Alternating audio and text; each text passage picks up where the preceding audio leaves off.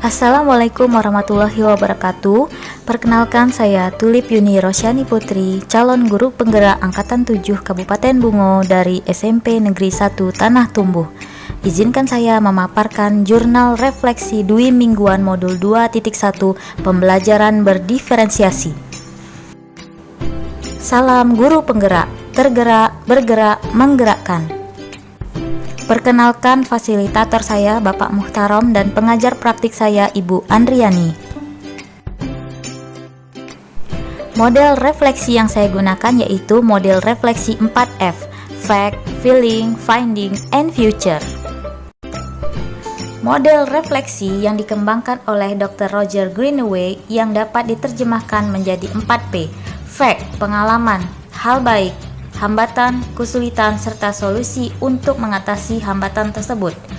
Feeling, perasaan yang muncul selama pembelajaran dan apa yang dirasakan saat melaksanakan aksi nyata. Finding, pelajaran dan hal baru yang didapatkan selama proses pembelajaran. Future, penerapan tindakan yang akan dilakukan setelah belajar dari peristiwa yang terjadi. Refleksi yang pertama adalah facts atau fakta. Pengalaman. Modul 2.1 ini tetap dimulai menggunakan tahapan merdeka, mulai dari diri, eksplorasi konsep, ruang kolaborasi, demonstrasi kontekstual, elaborasi pemahaman, koneksi antar materi, dan aksi nyata. Pada tanggal 8 Februari 2023, kami mulai masuk ke tahap mulai dari diri. Pada tahap ini, kami menjawab beberapa pertanyaan tentang apa yang telah dilakukan oleh CGP dalam melayani kemampuan dan kebutuhan belajar murid yang berbeda, tantangan apa saja yang dihadapi dalam proses pembelajaran di kelas, serta tentang bagaimana seharusnya pembelajaran itu dirancang, dilaksanakan, dan dievaluasi. Kegiatan dilanjutkan pada eksplorasi konsep. Di sini kami menganalisis penerapan diferensiasi konten, diferensiasi proses, dan diferensiasi produk. Setelah itu kami berdiskusi di ruang kolaborasi yang dipimpin oleh fasilitator kami, Bapak Muhtarom, dan didampingi oleh pengajar praktik kami, Ibu Andriani. Di ruang kolaborasi ini kami melakukan refleksi kolaboratif untuk menganalisis implementasi pembelajaran berdiferensiasi. Selanjutnya kami melakukan demonstrasi kontekstual, lalu mengikuti sesi elaborasi pemahaman bersama instruktur Ibu Eliza. Instruktur kami memberikan penguatan materi pembelajaran berdiferensiasi. Selain itu, kami juga membuat koneksi antar materi dan aksi nyata. Pada ruang kolaborasi, kami berdiskusi dalam kelompok dan memaparkan tentang analisis suatu skenario pembelajaran di setiap jenjang, TK, SD, SMP, SMA, atau SMK. Kami mempelajari strategi berdiferensiasi serta penilaian yang dilakukan pada skenario pembelajaran berdiferensiasi tentang keterpenuhan kebutuhan belajar murid. Pada demonstrasi kontekstual, kami membuat RPP atau modul ajar berdiferensiasi sesuai dengan rubrik penilaian yang ada di LMS. Hal baik. Dalam mempelajari modul 2.1 ini banyak hal baik yang saya alami, yaitu saya menjadi mengerti mengenai kebutuhan belajar murid, 3 strategi diferensiasi, dan bagaimana mengakomodasi kebutuhan murid yang beragam. Hambatan. Tidak ada hambatan yang berarti dalam menerapkan modul 2.1 ini di sekolah, terutama mengenai pembelajaran berdiferensiasi di kelas. Saya mendapat dukungan yang baik dari stakeholder di sekolah. Hambatan kecil yang saya hadapi yaitu masih sedikit ragu dalam menerapkan strategi diferensiasi dalam RPP yang telah dirancang.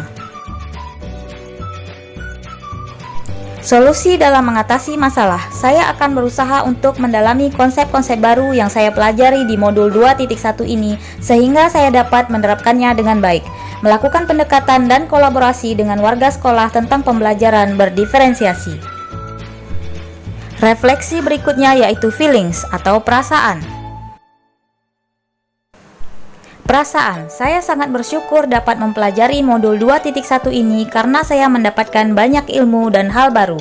Saya senang dapat berdiskusi dengan para CGP, fasilitator, dan pengajar praktik yang telah membuka wawasan saya tentang pembelajaran berdiferensiasi. Saya juga senang dapat belajar bagaimana cara membuat RPP atau modul ajar berdiferensiasi. Perasaan saya sangat senang pada saat saya mempelajari modul 2.1 ini. Saya tertantang untuk menerapkan pembelajaran berdiferensiasi di kelas. Saya sangat senang bisa mengetahui kebutuhan belajar murid dan mengakomodasi kebutuhan murid yang beragam tersebut.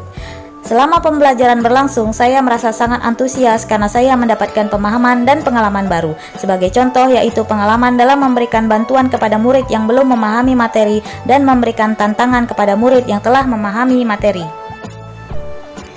Berikutnya yaitu findings, pelajaran. Saya mendapatkan banyak sekali pembelajaran pada modul 2.1 ini, yaitu mengenai 1. Kebutuhan belajar murid, yaitu kesiapan belajar, minat belajar, dan profil belajar murid. 2. Ada 3 strategi diferensiasi, yaitu diferensiasi konten, diferensiasi proses, dan diferensiasi produk. 3. RPP berdiferensiasi disusun berdasarkan tujuan pembelajaran yang hendak dicapai. Ilmu yang saya dapatkan dalam modul 2.1 tentang pembelajaran berdiferensiasi membuka mata saya bahwa saya sebagai pendidik harus memperhatikan karakter murid yang beragam, potensi dan minat murid yang berbeda dengan memberikan pelayanan yang berbeda sehingga murid dapat belajar sesuai fasenya serta dapat belajar dengan aman dan nyaman. Future. Hal yang akan saya lakukan.